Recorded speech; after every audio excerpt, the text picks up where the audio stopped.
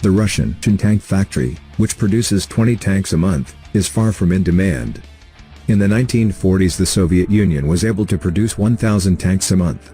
Currently, Russia can only produce 20, with one factory struggling to keep up with the huge demand. British publications report that Russia now has only one tank factory, a large industrial complex built in eastern Russia. It may be one of the world's largest tank manufacturers, with Fortune estimates it has 30,000 employees, but is only able to produce tanks in double digits a month, said The Economist, citing Russian liberal media Novaya Gazeta.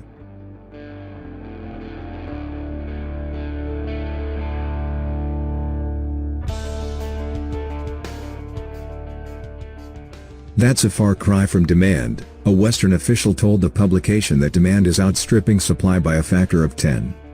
And the UralVagonZavod has not modernized properly due to financial mismanagement and significant debt, he said.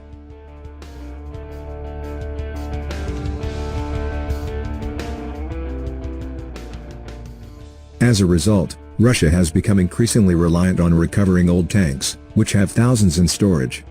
UralVagonZavod updates about 8 old tanks a month, with 3 other repair plants in Russia rebuilding 17 or more every month, says The Economist.